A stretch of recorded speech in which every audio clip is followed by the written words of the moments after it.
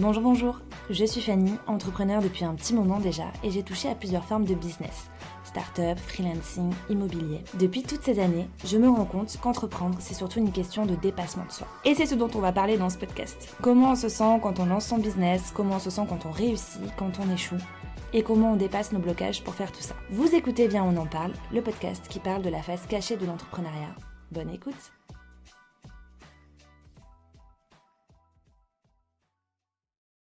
Bonjour et bienvenue dans ce nouvel épisode de podcast dans lequel je reçois une invitée, Charlotte, alias Esmé du journal d'Esmé. Aujourd'hui, Charlotte est sex coach, mais elle n'était pas du tout partie dans cette voie-là à la base, puisque, à la base, elle était partie pour devenir professeure des écoles. J'ai discuté avec elle de ce grand écart phénoménal, comment une rupture amoureuse et une petite voix intérieure peut amener quelqu'un à une activité qu'il ne soupçonnait pas et dont il se sent totalement épanoui. Vous allez voir que cet épisode est plus long que d'habitude et je crois qu'il fait le double de temps que les épisodes que je sors d'habitude.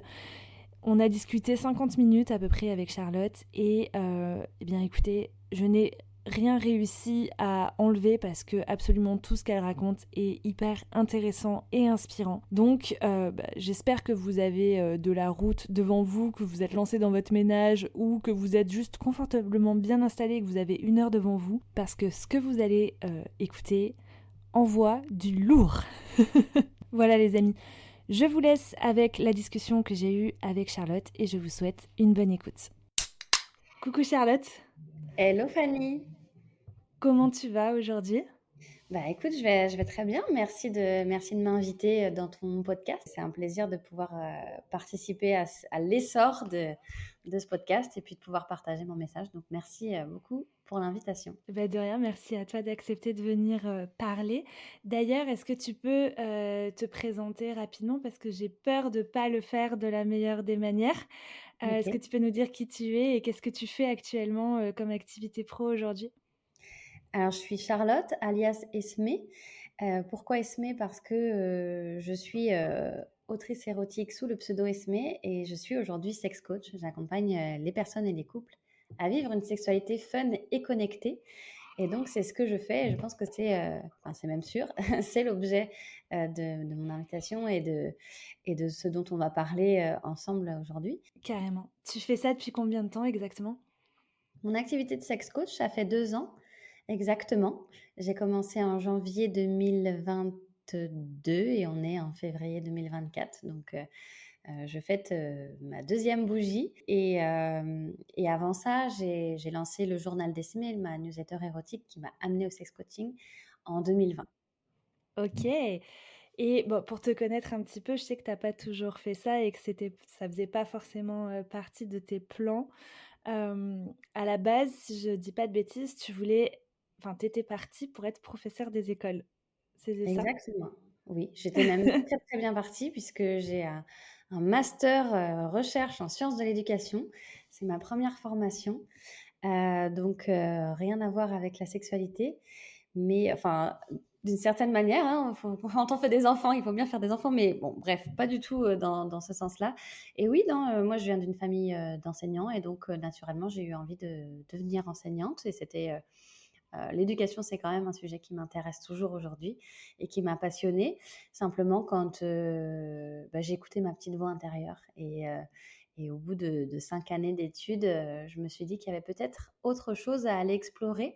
Je ne me suis pas dit que je ne voulais plus être enseignante, mais je me suis dit, bon, quitte à passer un concours et être prof toute ma vie, peut-être que je peux aller voir ce que je peux faire d'autre, voilà, pour aller tester des petites choses.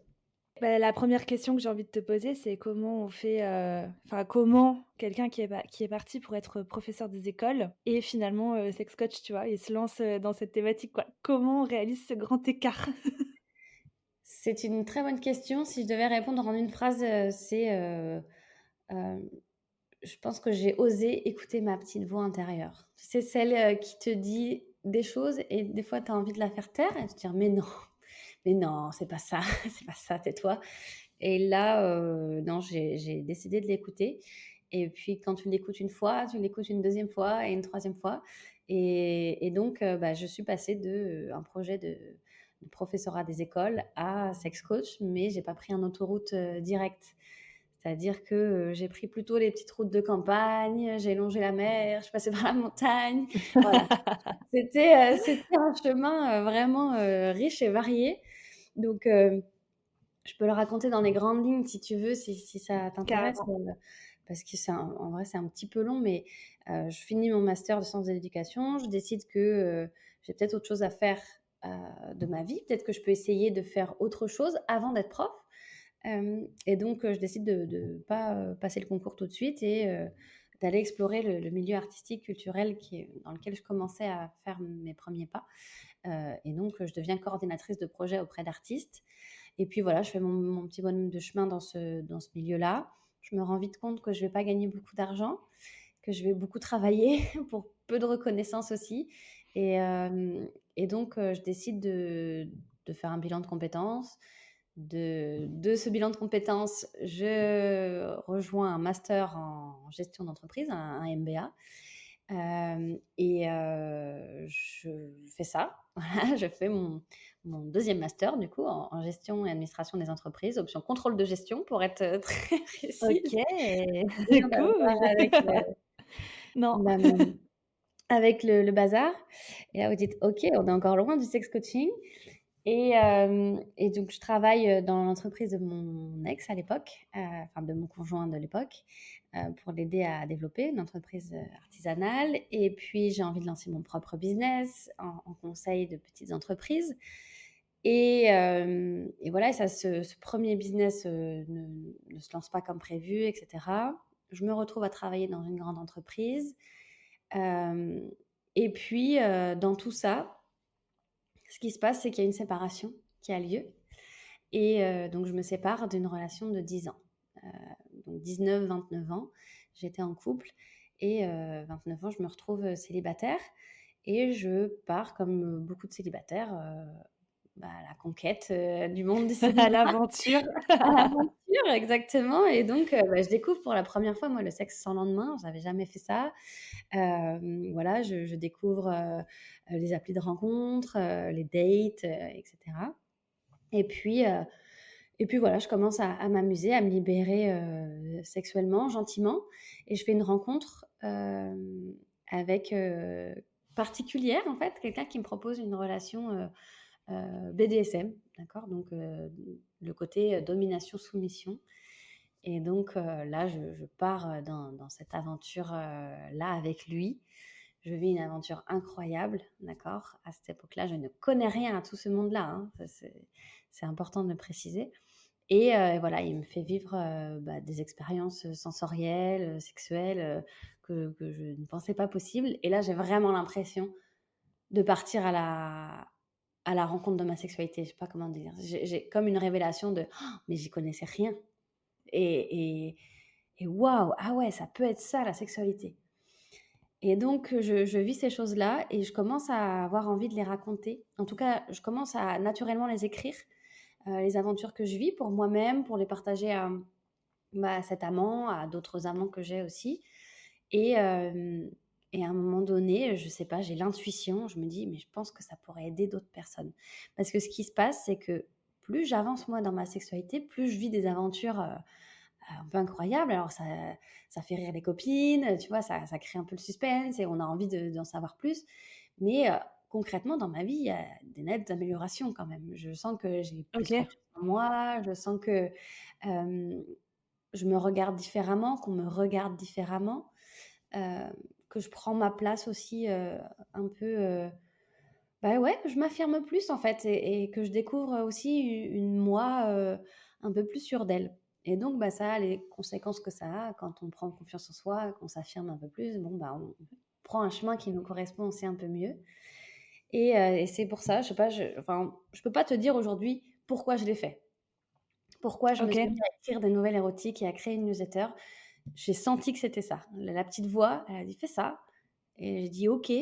Je sentais qu'il y avait un feu qui m'animait. J'ai dit: «Allez, c'est ça, je fais ça». Et donc je lance en janvier 2020, 2 ans après ma séparation, 1 an et demi après ma séparation, une newsletter érotique qui s'appelle Le OK. Journal d'Esmé.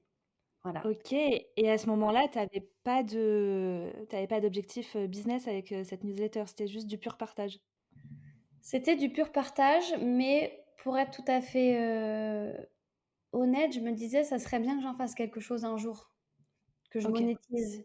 Tu vois? Je me disais: «Bon», mais je savais vraiment pas comment. Je me disais: «Est-ce que c'est en vendant des histoires? Est-ce que» voilà, et Ah du ouais, on coup, n'était pas du tout sur du coaching, quoi. ah non, mais pas du tout, pas du tout, du tout. Et donc voilà, donc du coup, c'était ça. Je me dis: «Bah, je lance ce truc, je verrai bien, et puis il y a bien un moment où je verrai, ce que les gens ont envie, et puis peut-être qu'à ce moment-là, je pourrais, leur vendre des choses». Mais non, j'étais pas du tout dans le coaching, en fait. Le coaching, il est arrivé, en fait, au bout de quelques mois de newsletter, enfin, ouais, je dirais 1 an de newsletter. Je commençais à avoir des questions, en fait, de mes lecteurs qui me disaient: «Mais comment tu fais pour vivre ces aventures-là?» Parce que j'écrivais des fantasmes, donc des aventures que je ne vivais pas, mais j'écrivais aussi ce qui se passait pour moi dans ma sexualité, en fait, et je racontais, en fait, mon exploration, et j'avais de plus en plus de questions. Des questions des fois très pratico-pratiques. Où est-ce que tu peux acheter, tel type de sextoy? C'est quoi, OK. les sextoys que tu utilises? Et puis des questions beaucoup plus, j'ai envie de dire, mindset. Heu, OK. Me dire, OK, moi je suis une nana, célibataire aussi. Comment on fait pour, vivre les aventures que tu vis, pour avoir, pour être sûre de rencontrer les bons partenaires, pour vivre, des choses. Moi aussi j'ai envie de vivre des choses. Moi aussi j'ai envie de, par exemple, je suis devenue libertine, donc du coup je racontais mes aventures libertines. Ah, moi aussi c'est un monde qui me fait vraiment envie, le libertinage, mais ça me fait peur. Comment tu fais pour y aller, des fois sans partenaire, des fois d'y aller toute seule? Quel chemin tu as pris? Enfin, tu vois? Je commençais à avoir comme ça des questions, des questionnements aussi d'hommes, tu vois? Qui disaient: «Bah, voilà, ma conjointe, je vois bien qu'elle a des blocages, j'aimerais bien, pouvoir, l'aider, je sais pas comment». Enfin, voilà, et puis, Et c'était qui les gens qui te lisaient? C'était parce qu'au bout d'un moment, au début, c'était des gens que tu connaissais, si je comprends bien? Et ensuite, c'est devenu des gens, que tu connaissais pas forcément? bah, en fait, je me suis lancée juste avant le confinement, le premier confinement. Donc au Ah début, oui. oui, je pense que mes 50, 60 mes 70 premiers abonnés, c'était, des amis qui je pensais pouvaient être intéressés par mon projet, ou qui m'avaient dit, qu'ils étaient intéressés pour me lire, et je leur avais demandé de me ramener, tous un ou 2 contacts qui pourraient être intéressés OK. par de l'érotique. Donc c'est comme ça que j'ai créé, mes premiers ers 70 abonnés. Et après, j'ai créé mon Instagram, et 1er confinement, bah, du coup, j'ai eu le temps de passer du temps sur Insta, et donc j'ai découvert Insta, et mon Insta me servait à remplir, ma base email, en fait, et donc oui, j'ai eu quand même très vite des inconnus qui m'ont OK. suivie. Très vite des inconnus OK. qui m'ont suivie. Donc du coup, tu as vraiment, utilisé ton réseau pour, développer, enfin, comment dire? Pour, acquérir tes premiers lecteurs et étendre le lectorat à des gens, que tu connaissais pas et qui te connaissaient pas, non plus. Exactement, et donc quand je fais un petit lancement, hein, je chauffe, voilà, je dis: «Ben, voilà, je vais lancer une newsletter, érotique», je sais plus exactement comment ça se passe, mais hem, je sais qu'il y a même un moment où je me suis fait opérer, et je me suis réveillée, tu sais, je délirais en salle de réveil, et oui, Énorme. je délire en salle de réveil, et je sais pas, je chante Beyoncé. Ah oui, c'est ça, je chante Beyoncé. Je crois que je suis en train de faire un show de Beyoncé, donc les infirmières commencent à se marrer, et puis, je leur dis: «Eh, vous savez quoi? Je lance un projet», et c'est là: «Ah oui, super, ouais, c'est bien. Oui, je vais écrire des nouvelles érotiques, ça va être trop bien, je vais raconter des ch je vais envoyer des emails, et je vais parler de sexualité», et c'est là: «Ah super et tout». J'étais: «Vous voulez être mes premières abonnées?» Énorme! Ouais, et en fait, je leur ai dit: «Bah, si vous voulez être mes abonnés, abonnez-vous, enfin donnez-moi votre mail», et quand je suis retournée dans ma chambre, j'avais un petit post-it avec, 4-5 Mais adresses email. non, mais elle est énorme cette histoire! Ouais, et du coup, je leur ai dédié, la première ou la deuxième newsletter, faudrait que je retrouve, en disant: «Bon, bah, voilà», tu sais, c'était un peu les premières personnes à qui je le disais, parce que, inconnues en tout cas. parce que j'en parlais juste à mes amis très très proches, en qui je pouvais avoir confiance, parce qu'évidemment j'étais anonyme. J'étais anonyme à ce moment-là, au moment de la OK, newsletter. J'ai révélé mon visage et mon identité uniquement quand je suis devenue sex coach. Donc, OK. donc j'ai été ouais, vraiment 2 ans totalement anonyme, à ne pas mettre ma tête sur les réseaux, etc., à utiliser le pseudo Esmé. C'est pour ça que je l'ai gardé, d'accord, parce que du coup, je suis devenue OK. Esmé, évidemment. Donc, voilà comment tout ça, ça s'est goupillé, quoi. C'était un peu, j'y vais, je sais pas trop pourquoi, mais je sens que c'est ça. Et c'est vraiment ce que je disais aux gens, tu vois. Ils me disaient: «Ah, et pourquoi?» Et je dis: «Mais je sens que c'est ça qu'il faut que je fasse. Je sens qu'il faut que j'écrive ça». Et, et voilà, et du coup, ça devait être ça qui devait m'emmener aujourd'hui Vers le au sex coaching. coaching, quoi. Parce Et que je rebondis sur, le fait que pendant 2 ans, tu étais, sous couvert, d'anonymat. Comment tu as géré, du coup, le fait de devoir, te montrer et de devoir parler publiquement d'un sujet aussi, intime, qui est, le sexe, quoi? mmh, Comment tu as fait? comment j'ai fait? Alors, en plus, c'est particulier parce que c'était pas que le sexe, c'est que c'était mon sexe, c'est ma sexualité. C'est que En je parlais plus. de mes aventures, quoi. Mmh. Donc, c'est vrai que j'étais pas un compte sexo, d'éducation sexuelle, d'accord? J'étais vraiment un compte, érotique, enfin, je le suis encore, hein. Comment j'ai fait? Déjà, j'en ai parlé à mes sœurs dès le début. Je leur ai dit, je suis assez proche de mes sœurs, donc enfin même très proche, et je leur ai parlé du projet. Je leur ai dit que je comprenais qu'elles aient pas forcément envie de s'inscrire, et que ça me dérangeait pas qu'elles s'inscrivent, mais que je respectais vraiment leur choix de ne pas s'inscrire. J'en ai pas parlé à ma famille parce que je savais que j'allais être anonyme. Hem Et puis voilà, c'est au début, ça a été comme ça. Et puis quand j'ai dû, ça a été tout un questionnement, hein, parce que quand j'ai décidé de me lancer dans le sex coaching, au début, je me suis dit: «Bah, je pourrais peut-être rester anonyme sur les réseaux, et puis mais il y a que mes clients qui sauront qui je suis». Et puis après, je me suis dit: «Bah, Charlotte, en fait, tu vas aider les gens à s'affirmer, à s'assumer dans leur sexualité. Tu peux pas t'assumer à moitié, en fait, ça marche pas». C'est vrai. Ça fonctionne pas du tout. Et donc très vite, je me suis dit: «Bah, OK, en fait, je vais me révéler, en fait, et je vais dire qui je suis».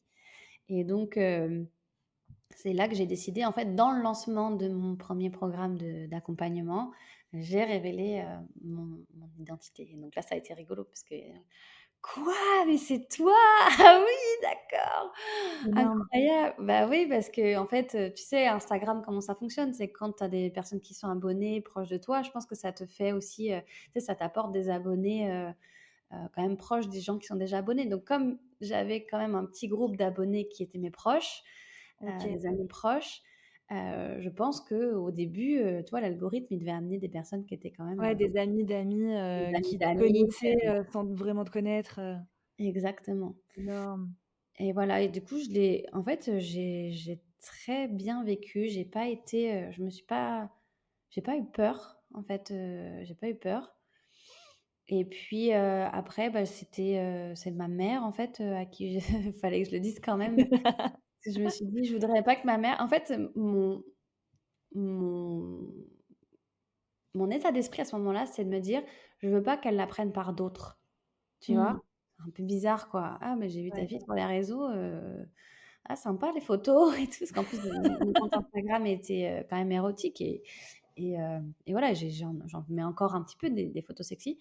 Donc voilà, je savais pas du tout comment aborder le sujet, et en fait, c'est en vendant mon premier accompagnement, en vendant mon premier programme, c'était pendant les fêtes de Noël. Et donc j'étais, chez ma mère, à ce moment-là, et je vends mon premier accompagnement, et là, donc je suis euphorique, de cette première vente. Et je descends et je vais voir ma sœur et je dis: «Ah, j'ai vendu! Oh là là, ça y est, j'ai mon premier client!» et tout ça. Et ma mère, elle descend, elle dit: Qu'est-ce que c'est que ce bazar? Qu'est-ce qui se passe?» Et là, je dis: «Ah maman, assieds-toi, faut que je te dise!» Et là, elle me regarde. Vous avez suivi mon chemin, j'en suis pas à ma première reconversion, professionnelle. Et donc elle me dit: «Qu'est-ce qui se passe? Qu'est-ce que c'est encore?» Et je lui dis: «Bah, maintenant je suis sex coach». Et là, elle me regarde et elle me dit: «Bon, Charlotte, je suis même pas étonnée. Parce OK. que pas par rapport à la sexualité, mais par rapport au fait que, bah, j'ai toujours suivi ce que j'avais envie de faire et du coup, bah, je prends des virages où il y a que moi qui les comprends. Il y a que pour moi qui sont logiques. Parce que moi, je suis le flux, je suis le chemin, si tu veux. Moi, je suis toujours sur la même route. J'ai juste les paysages, ils changent, mais je suis sur ma route, tu vois? Je Ouais, prends pas ma voiture et tu vois, je la change ouais, pas, je la téléporte pas sur une autre route. Moi, je suis sur mon chemin. Mais c'est sûr que les gens, il leur manque des petites portions. Donc des ouais. fois, ils comprennent pas tout à fait. Et donc c'est comme ça que ma mère a réagi. Heu, OK. c'est voilà, elle a accueilli les choses. Donc après, évidemment, elle m'a posé des questions. Elle m'a dit: «Mais, attends, mais qu'est-ce que ça vient faire là?» Parce que moi, ça fait 2 ans le projet qu'il est là, qu'il existe. Ouais, J'ai des abonnés, j'ai mes lecteurs, j'écris toutes les semaines, ouais. t mon entourage proche, tu vois, amis et cetera, ils savent ça aussi de moi, tu vois? Donc Mmh. c'est vrai que bon, il y avait quelques wagons à rattraper et donc je lui ai expliqué. Je lui ai expliqué la démarche et puis, et ce qui est rigolo, c'est que quelques mois après, je suis rentrée, parce qu'à ce moment-là, j'étais encore en voyage et elle m'avait ramené un petit livre du Mont Saint-Michel, «L'érotisme au Moyen Âge», tu vois? Elle OK! m'a dit: «Ah, je t'ai acheté un petit cadeau» et tu vois, c'était une façon de dire: «Bah, je te soutiens Je dans te ce que tu soutiens. fais. En fait, je le suis de loin et voilà et je pose pas de questions, elle me pose pas de questions». En fait, moi, je réponds que quand je parle de mon projet que quand on me pose des questions, d'accord? Parce OK. que je sais que c'est un sujet qui peut mettre les gens mal à l'aise et j'ai pas envie de mettre les gens mal à l'aise. Par contre, Ouais. si tu me poses des questions, je réponds à toutes les questions. Donc voilà et c'est ce que je lui avais dit et donc on a cette relation-là depuis, comme ça. Donc non, c'est plutôt bien accueilli, dans ma famille, mais tu sais, je crois que si tu laisses pas le choix aux gens, Ouais, tu c'est le vrai. qu'est-ce que tu veux qu'ils fassent? Si tu Ouais, leur dis: «C'est ça ou rien, c'est moi ou rien», bah, en fait, les gens qui t'aiment, ils vont te choisir toi, tu vois? Ils vont dire: «Ah bah oui, c'est c'est toi que je clair. veux, quoi». Ouais, c'est vrai, c'est vrai, c'est vrai. Ouais, c'est aussi un peu une histoire de posture à prendre, en disant: Complètement. «Ouais, voilà, c'est mon projet et alors?» Et à rester, droit là-dessus, quoi. C'est ça. Et bon, j'ai une famille qui est très ouverte, d'accord? Donc j'avais pas de doute que ça serait bien accueilli non plus. Je suis pas dans une famille, voilà, je sais qu'il y a des familles où ça peut être un peu plus complexe ces sujets-là, mais je pense que quand même quand tu t'assumes complètement, que Mmh. tu es, bien avec, ce que tu fais, que ça se voit, de toute façon, quand tu es bien Ouais. avec ce que tu fais. Ouais, il y a rien à redire, quoi. Si tu laisses pas l'espace aux gens de s'engouffrer dans une faille et d'aller la chercher, en fait, ils vont pas la chercher, quoi C'est clair. Ouais. et voilà, bah, ils ont pas trop le choix que que d'accepter, mon aventure quoi et ce projet-là. Cool. Donc du coup, c'est ta première vente d'accompagnement qui a révélé, ton activité, enfin qui a fait que tu as parlé de cette activité, de cette nouvelle activité, à ta mère et Exactement. pour parler, de ce premier coaching, comment tu l'as vendu? Comment je l'ai vendu? Et bien, j'ai utilisé, alors moi à ce moment-là, je fais un petit retour en arrière sur le parcours.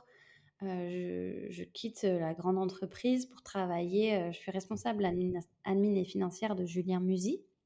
Je connais pas du tout le monde du dev perso, je connais pas du tout le monde de l'infoprenariat, enfin un tout petit peu quand même parce que j'ai lancé ma newsletter, mais je m'y intéresse pas plus que ça et voilà, donc je saisis une opportunité, il cherchait quelqu'un dans son équipe, donc je rejoins son équipe et là je découvre, le monde du coaching, le monde de la thérapie, le monde, voilà et tout ça en ligne. Donc au début, je pense pas du tout que ça peut s'appliquer à mon activité. Et en fait, bon, au fur et à mesure, voilà, je fais des rencontres, en discutant, en parlant de mon projet, je comprends que je peux faire quelque chose et que je peux accompagner tous ces gens qui m'ont posé des questions, en fait.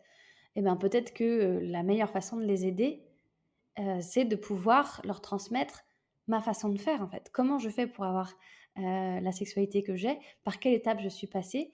Et comment moi aussi je peux les guider, en fait, à suivre ce chemin-là. C'est vraiment la façon dont je prépare ça et à partir de là, il y a des amis qui sont venus me voir, pour me demander voilà, il y en a une qui voulait que je la coach pour, aller chercher des nouveaux sous-vêtements. Il y en a une qui voulait que je l'aide à faire ses premiers pas en club libertin et une autre, pareil, qui s'intéressaient au milieu du libertinage BDSM, mais qui ne savaient pas trop, par quoi commencer. Et elles sont arrivées un peu toutes en même temps, ces 3 copines qui ne se connaissaient pas et du coup, tout ça mélange. Je leur ai dit: «Bon écoutez les filles, je vais vous aider, mais à une condition, c'est qu'en fait, je vais vous transmettre ma méthode et je vais vous accompagner selon ma méthode et si ça marche et ben, je vais, la proposer cette méthode à d'autres personnes». Donc elles ont dit: «Oui, bah, super, génial» et donc du coup, bah, voilà, je fais ma méthode par rapport à ce que j'ai compris, de mon parcours, aussi aux éléments de développement personnel que je commence quand même à intégrer en étant dans ce milieu-là et ça fonctionne. C'est-à-dire qu'elles Énorme. passent 2 mois avec moi et elles sont ravies, elles se sentent bien, il se passe des choses, dans leur intimité, ça bouge des choses et je me dis: «Bah, banco, j'y vais» et là, j'utilise une méthode, email parce que, bah, moi, j'ai une newsletter, en fait. Tout à fait. Bah, je vais vendre avec mes emails et je trouve une méthode sur internet de lancement email.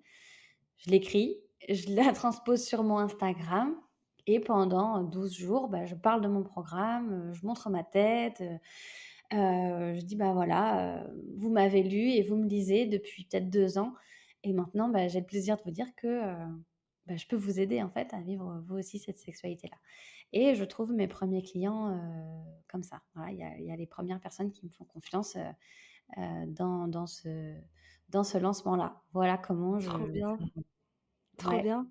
Et l'ascenseur, émotionnel à ce moment-là, ça a donné quoi? Est-ce que tu as eu, le pic de: «Ouais, trop bien, j'ai vendu mes programmes, pour la première fois», à, la descente de: «Oh mon Dieu, maintenant comment je fais? Il va falloir que j'assure», et cetera. Est-ce que tu as connu ça ou pas du tout? Ah oui, complètement. Donc moi, j'étais persuadée que j'allais être millionnaire à la fin de l'année et que ça y est, j'avais tout compris.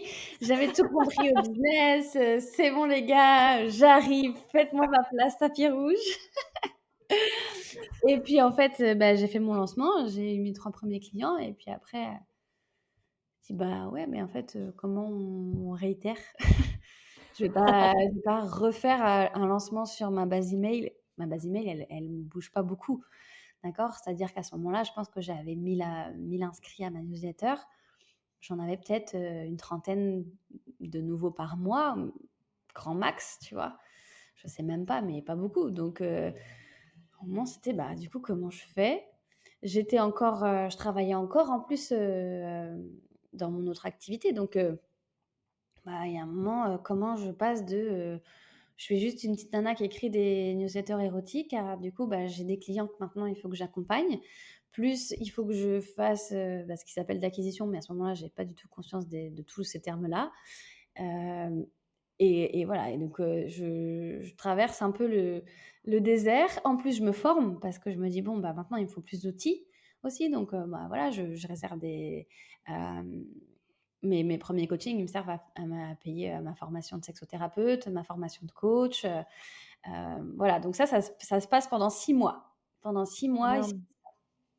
Et tu t'es sentie comment vis-à-vis de tes clients? Parce que de base, on est sur un profil d'une passionnée qui partage, toutes les découvertes qu'elle fait, à une professionnelle qui, apprend, une méthode, après est-ce qu'on peut, oui, c'est un peu du développement personnel finalement, même si on parle de sexualité, enfin pour moi je Ah trouve oui, que bien c'est sûr. Ouais, ouais. lié. Donc on parle d'une pro, qui, apprend aux gens ou qui amène en tout cas les gens à vivre une certaine transformation, dans leur vie. Et comment tu t'es sentie, vis-à-vis de tes premiers clients? Parce que du coup toi tu as pas du tout de formation de coach à la base, ni de sexologue, ni quoi que ce soit. Comment tu t'es Ouais, sentie face à c'était eux?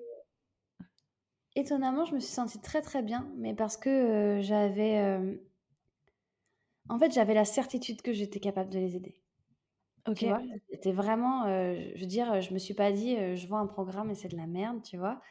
Je me suis dit, «C'est ma méthode, elle fonctionne, en fait. Ça a marché». Tu sais, il y avait le truc de toute façon, ça a fonctionné pour moi, donc ça va fonctionner pour eux et puis j'avais eu, tu vois, mes 3 testeuses, du programme avant, enfin, tu vois?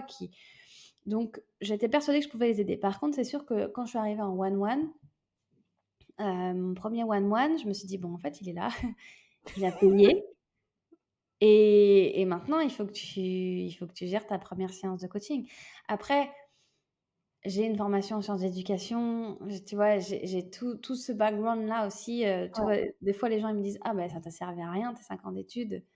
Je dis: «Mais bien sûr que si». Je veux dire, à un moment donné, je sais théoriser une méthode, je sais découper une méthode, je sais, comment faire intégrer des compétences à quelqu'un, comment découper, un projet en séquences, comment, tu vois, isoler chaque compétence, donc en fait, je me suis vraiment appuyée là-dessus, plus au début, je pense, de mes compétences d'enseignante que de coach Mmh. et puis, avec, la formation ensuite, ça m'a donné d'autres outils, hein. Ce sont des outils, en fait, hein, Ouais, qu'on ouais, utilise, tu vois? Et ouais. donc, c'est ces outils-là qui m'ont aidée au début. Je pense vraiment à comprendre, chez, une personne qui me rejoignait, de dire, bah, qu'est-ce qui lui manque? Tu sais? Qu'est-ce qui lui manque comme compétence pour, réaliser son fantasme? Tiens, pourquoi il ose pas aller, faire ça? Pourquoi il arrive tout le temps à aller vers, les mêmes types de relations alors que ça lui correspond pas? Tu vois? Et donc du coup, c'est des questions de dev perso, c'est des questions thérapeutiques, que moi je me suis posées et que j'ai les ai accompagnés à résoudre avec, mon approche à moi et les outils que j'avais à ce moment-là. Et du coup, j'ai décidé d'élargir quand même ma palette, d'outils parce que, bah, quand on parle sexualité, j'ai aussi des personnes qui ont vécu des traumatismes, qui ont vécu, voilà, des choses, moins marrantes dans la sexualité, des abus, inceste, viol, et ces personnes-là, je voulais pouvoir, aussi pouvoir vraiment les accompagner, au mieux, en fait. Toujours dans le but de pouvoir aller, chercher sa salope intérieure, l'assumer et s'éclater quoi, tu vois? Ouais. C'est vraiment ça. Mais en prenant aussi, bah, le côté, plus dark, de la sexualité, pour, les amener, vers la lumière quoi. Donc ça, c'est tout le début. Ça s'est fait vite, tu vois? Ça c'est l'histoire de 6 mois, c'est rien, 6 mois dans l'histoire, Dans une vie, c'est pas grand-chose. mais oui, ça a été, une belle expérience et ce qui est rigolo, c'est que le premier client qui a signé, ça fait 2 ans et il est toujours il est toujours là, Énorme, toujours là. Ouais, ouais, donc c'est chouette. Ouais. Non, c'est énorme. une belle histoire. J'ai l'impression que tu t'es sentie très rapidement professionnelle, voire même dès la première séance de coaching que tu as donnée. Heu, à quel moment, du coup, tu t'es sentie professionnelle? Est-ce que c'était dès les premiers moments? Oui, quand quelqu'un te paye, quand même, tu vois, tu as la posture et j'ai toujours assumé cette posture-là. C'est marrant que tu me poses la question parce que vraiment, à aucun moment je me suis, sentie, tu vois? Il y a beaucoup de gens qui disent: «Syndrome de l'imposteur» et cetera. Je n'ai pas ressenti le syndrome de l'imposteur. Je l'ai je Parce que je te dis, j'étais convaincue de pouvoir, aider les gens. Donc, par contre, c'est ce qu'on en avait discuté ensemble, tu sais, la courbe Des de compétences. compétences. Attends, je vais te retrouver le nom pour la ressortir. Comment elle s'appelle? Hem, ah, je l'ai plus. Tu veux que je mette en pause? L'effet Dunning-Kruger, c'est ça. OK. C'est la courbe, en fait, quand tu es débutant dans un domaine, tu te surestimes, tu dénigres un peu les autres professionnels et puis plus tu avances en compétences, plus bah, tu prends conscience de ce que tu ne connais pas encore et de tout ce que tu ne connais pas et donc du coup, tu traverses, la vallée de l'humilité et puis petit à petit tu remontes, tu prends confiance en tes connaissances, en tes compétences, en ta capacité à accompagner, par exemple, dans mon cas et puis, bah, tu consolides, tes savoirs et je pense qu'au début, oui, j'étais clairement, dans le statut de, tu vois, je me situais au-dessus des réelles compétences que j'avais et là, aujourd'hui, tu vois, je suis beaucoup plus, dans une approche, hem, professionnelle de sex coach, tu vois? Je pense qu'au début, j'étais en effet, la l'autrice de newsletter qui, enfin, c'est pas l'autrice de newsletter, c'est plus, hem, la salope que je suis, et que j'ai réussi à être et que, j'ai assumé, en fait, je va t'aider, en fait, à toi aussi aller vivre, les aventures que tu Ouais, as envie de vivre. Tu vois? C'était vraiment ça au début, et mon approche a beaucoup évolué, en fait, depuis. Je l'ai étoffée. ouais, ouais, comme tu disais, en rajoutant, plus d'outils, pour t'aider, à aider les autres, enfin les personnes que tu accompagnes. Plus d'outils, plus de compréhension aussi, de ce qui se passe dans la sexualité. et dans les relations humaines par la sexualité. Tout à l'heure, tu disais: «Ah, je sais pas si on peut parler de dev perso», mais pour moi, la sexualité est un véhicule de développement personnel Mmh. puissant. C'est même le plus puissant que je connais à l'heure actuelle, en fait. C'est, à un moment donné, quand tu te questionnes sur ta sexualité, quand tu oses aller regarder qui tu es sexuellement, hem, il se passe des choses en toi. Tu peux pas mentir à ta sexualité, tu peux pas mentir à tes parts d'ombre, tu peux pas, hem, les fuir, éternellement, tu vois? Tu peux les mettre dans un recoin, mais à partir du moment où tu commences à aller les voir, bah, tu découvres des parts de toi que tu serais jamais allé chercher, hem, ailleurs, d'accord? Et différemment. Donc ça m'a permis moi aussi d'accélérer ma compréhension de l'humain parce que j'avais face à moi des personnes, heu, qui étaient prêtes à me parler de leur sexualité, donc de ce qu'elles avaient de plus intime, de ce qu'elles avaient de plus, profond. Et donc bah, j'avais accès très, très vite aussi à ce qui pouvait, les aider à se transformer, rapidement, en fait. Et donc quand on active ces leviers-là, il y a des transformations, profondes qui se font dans la sexualité, mais dans la vie aussi. Voilà. Aujourd'hui, comment tu te sens dans ton business? Aujourd'hui, je me sens entrepreneur. Voilà, OK. je pense que 2023, ça a été, l'année, de je dirais pas de test, mais, ouais, ça m'a je me suis vraiment posé les questions, les bonnes questions. J'ai pris une posture beaucoup plus, affirmée aussi dans l'entrepreneuriat parce que, bah, il y a de la double casquette, en fait. À un moment, bah, je suis, Charlotte alias Esmé, donc quel je savais pas trop, Charlotte la sex coach, Esmé, l'autrice érotique, Ah, tu as eu du mal à te définir? bah, c'est pas facile, ouais. Au début, moi, les personnes, elles se sont abonnées à ma newsletter pour, lire des histoires érotiques, donc il y a eu une transition à faire. Après, bah, c'est aussi assumer que maintenant je suis entrepreneur, en fait, et donc ma méthode aussi à vendre, et donc faut vendre, il faut assumer ça. Et je pense que 2023, ça a été vraiment une année où j'ai pris cette posture-là. Je me la suis vraiment autorisée. Et tu vois, là, je commence 2024, ouais, je me sens, autrice et entrepreneur. Tu vois? OK. J'ai vraiment les 2 casquettes, qui sont, vraiment complémentaires et que voilà, qui font que, bah, je propose quelque chose, à ma sauce en fait, en suivant, les conseils, à droite à gauche, mais toujours en gardant, ce fil, qui m'a fait me lancer, tu vois? Je sais Ouais. toujours pas pourquoi je me suis lancée, dans l'écriture Est-ce que érotique c'est en utile de 2020, savoir finalement? mais je suis trop contente de l'avoir fait. Je dis: «Mais Voilà, merci, c'est ça, mais tu vois? merci, c'est génial, c'est génial». Et en fait, je veux garder ce feu-là, tu vois? Me dire, est-ce qu'il y a toujours le même feu de la Charlotte d'il y a 4 ans, qui s'est lancée, ce qu'elle avait envie d'apporter au monde, ce qu'elle avait envie d'apporter aux autres? Est-ce que j'ai toujours ça? Est-ce que ça me nourrit toujours autant? Et pour le moment, oui, donc c'est génial, je continue. Cool. Et est-ce qu'il y a des choses que tu essayes d'appliquer, tous les jours pour, progresser et atteindre tes objectifs? La création de contenu, beaucoup. OK. J'essaye d'écrire, du contenu, très régulièrement. Hem, Newsletter, tu vois, j'étais à une par semaine, je vais passer à 3 par semaine là, à partir du mois OK. de février. Ah ouais, 3 par Ouais. semaine, c'est costaud quand même. Oui, bah, en fait, j'étais un peu triste d'avoir délaissé la partie érotique de mon écriture. Mes newsletters étaient plus, orientés, développement personnel, comment s'épanouir dans sa sexualité, comment discuter quand on est en couple, et cetera. Tu vois? C'est vraiment centré là-dessus. Et du coup, je me dis: «Bah, j'ai envie de garder aussi, la partie, érotique, fantasmagorique que j'adore, hem, qui nourrit aussi mon lectorat». Et donc bah, voilà, je me suis dit: «Le mieux, c'est de faire plusieurs newsletters, en fait, de pas choisir». Ouais. Donc du coup, je vais faire une newsletter érotique, une newsletter dev perso et une newsletter, vraiment conseils sexo, tu vois? Par semaine. C'est l'objectif. Donc Cool. je vais tout faire pour le tenir. Essayer aussi d'être régulière sur Instagram, même si je le suis pas, beaucoup. J'ai perdu un peu de motivation sur Insta. Instagram, on n'en a pas parlé. Il y a un Ah oui. j'avais pas mis ça dans ma trame, je voulais le rajouter, puis j'ai oublié. Il se passait quelque chose en septembre sur ton compte Instagram.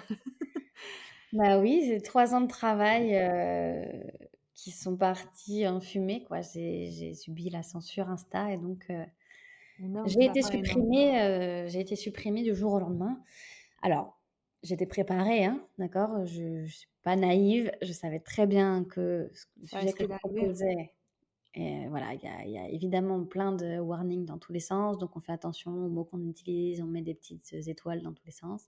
J'ai, créé un challenge qui s'appelle le challenge des salopes, que j'ai promu sur Insta. Je suis allée, aussi provoquer, je suis pas allée avec le dos de la cuillère, hein, donc Ouais, enfin, il y a quand même des comptes qui partagent, des trucs, bien pires et que c'est du spam en plus. Tu sais, tous les bots, enfin, moi, je sais que j'ai plein de bots, parfois qui viennent liker les stories et trucs comme ça, où c'est des trucs porno, machin, enfin, des trucs de trop chiants, quoi. Et eux, ils se font pas censurer. alors ils Alors le que font toi, peut-être, tu hein, ils le font coach. peut-être au bout de 2 semaines, mais elles rouvrent un compte, tu vois? C'est Ouais, moi peut-être que j'ai tenu quand même 2 ans et demi, 3 ans, je sais plus, et puis, bah, voilà, ça a été supprimé, donc c'est vrai que ça m'a mis un petit coup dans le sens où, bah, tu vois, là, j'ai raconté mon histoire, il y a de l'émotion aussi dans ce que j'ai vécu, il y a une mmh, histoire derrière tout ça.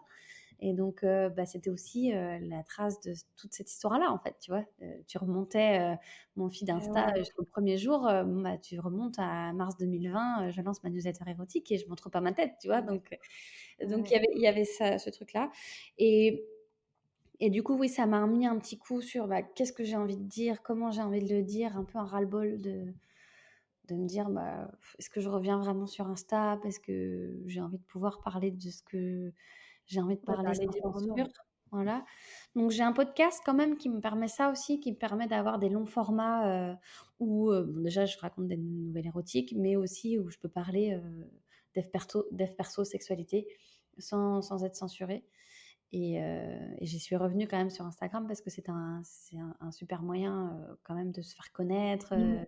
en termes d'acquisition, de système d'acquisition, pour l'instant, voilà, c'est quand même un des piliers de mon business, donc Ouais, puis j'ai l'impression que tu as bien rebondi, avec ça, et que tu as bien redémarré, ton compte, parce qu'à la base, ton compte, il avait, plusieurs milliers de followers, quoi. Enfin, tu avais pas, 400 personnes ou tu vois? Tu ouais, avais un compte, j'en avais 2 500, donc pauvre.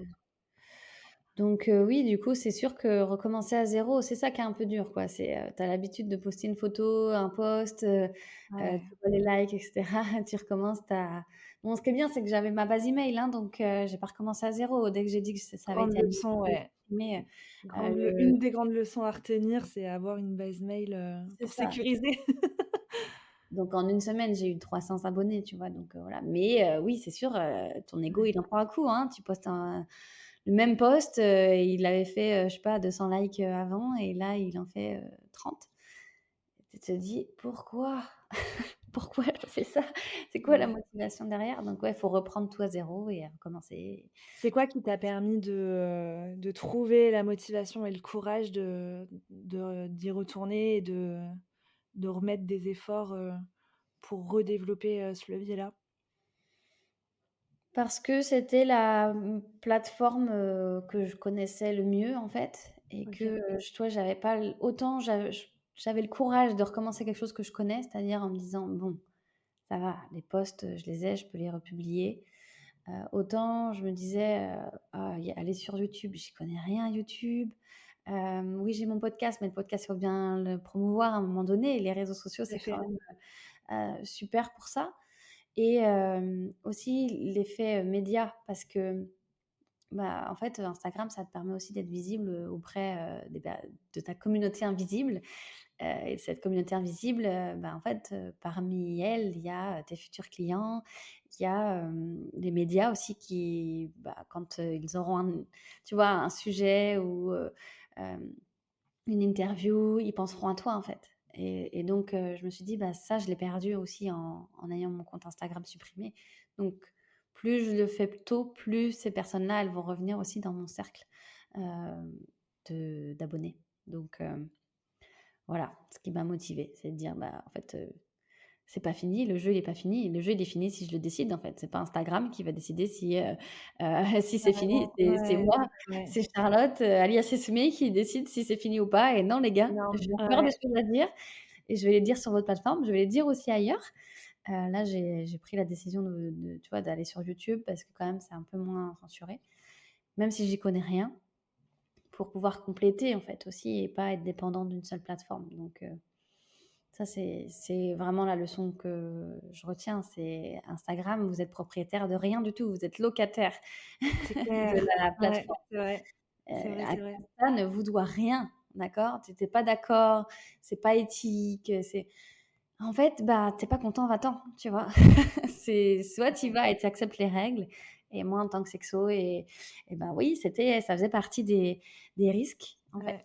Ça faisait partie des risques et je le savais et voilà, ça a eu lieu. Bon, bah, En mais tout cas, je d'un point de vue extérieur, pour t'avoir vu, enfin moi je t'ai connue, à peu près à cette, période-là. Je trouve que tu as géré ça, d'une main de maître et en est d'un point de vue extérieur, avec une zénitude, enfin moi à ta place j'aurais été, je pense que ça se serait plus vu, mon stress, tu vois? J'aurais été, en mode, drama queen quoi. ouais, je comprends. Toi, tu as géré ça, d'une manière, hyper zen, même si je sais que, bah, voilà, tu étais, dégoûtée et tout, enfin, mais d'un point de vue extérieur, je trouve que tu as géré ça, hyper, zénitude, quoi. Mais c'est vrai que ça, c'est un challenge qui m'a pas trop coûté. C'est pas le plus gros challenge que j'ai vécu Ah, parce du que, coup, quel est le hein? plus gros challenge que tu as vécu, du coup? Quel est mon plus gros challenge dans mon business que j'ai vécu? Bon, ça va quand même engendrer, le mois d'après à 0 € de chiffre d'affaires, donc ça m'a mis quand même, au niveau de ma trésor dans une situation hyper tendue, mais vraiment, vraiment tendue. Donc ça, c'est sûr que c'est des quand tu es dans une jeune entreprise, ça met un peu, ça stresse un peu, quoi.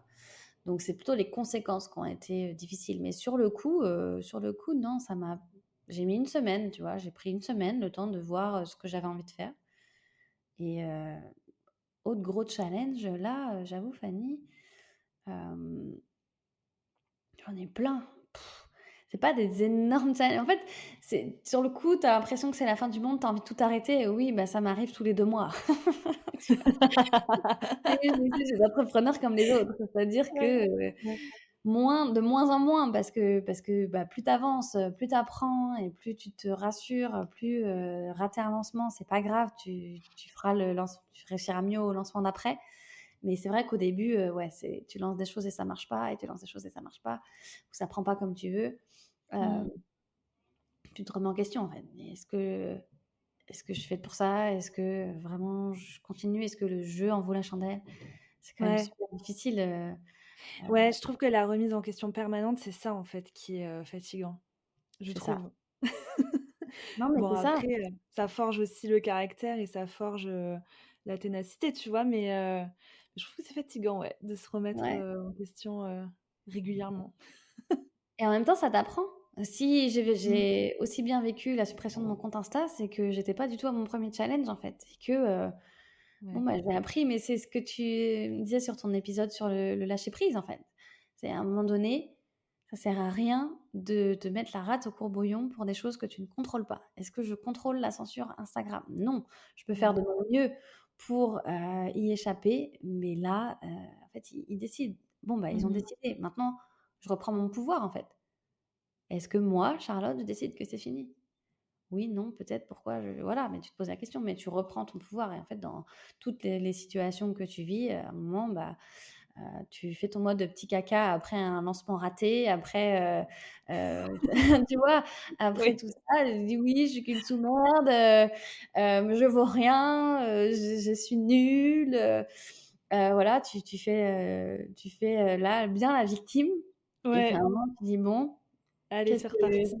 c'est ça, qu'est-ce que je contrôle dans la situation? Qu'est-ce que je peux faire mieux? Qu'est-ce que je peux faire différemment? Est-ce que j'ai envie de continuer ou est-ce que j'arrête le jeu? Et quand tu comprends que quoi qu'il se passe, en fait, il y a que toi qui peux décider si ça continue ou ça s'arrête, et ben, là, du coup, tu te mets face à tes propres responsabilités et du coup, tu lâches prise sur ce que tu as besoin de lâcher prise et le reste, bah, tu l'améliores, tu retravailles, tu changes, tu fais différemment, tu gardes ce qui marche, tu enlèves ce qui marche pas et c'est le jeu de l'entrepreneuriat, quoi. Carrément, c'est clair. Tu vois, j'avais prévu de te poser, une question parce que, du coup, enfin, les auditeurs, ne savent pas, mais on se connaît parce qu'on fait partie, du même, mastermind. Donc le mastermind, c'est un regroupement, d'entrepreneurs, qui, s'entraident, dans leur entreprise et quand on a fait une rencontre, l'année dernière, tu on s'est rendu compte que tu es hyper doué même quand on fait les réunions, toutes les semaines et tout, tu es hyper doué pour envoyer des bonnes punchlines business. Et j'allais te demander d'envoyer ta meilleure punchline, business, en gros pour, conclure un peu, l'épisode. Mais, je crois que tu en as envoyé une, hyper puissante déjà qui est, c'est toi qui décides en fait si ça s'arrête ou pas.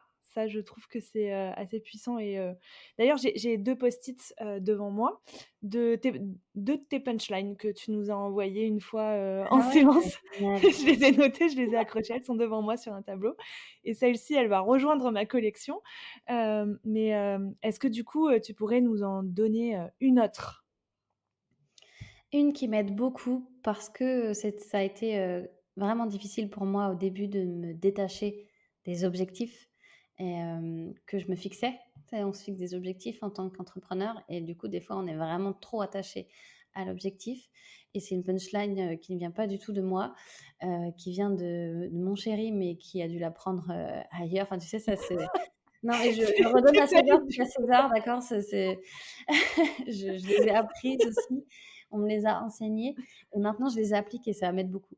En fait, se fixer des objectifs et les objectifs, ils sont pas là pour que tu les atteignes, en fait, ils sont là pour te mettre sur le chemin et donc si tu te fixes un certain chiffre d'affaires à la fin du mois, hem, ou un certain nombre de ventes ou un certain nombre de posts, un certain nombre de newsletters, tu vois? Je veux passer à 3 newsletters la semaine prochaine.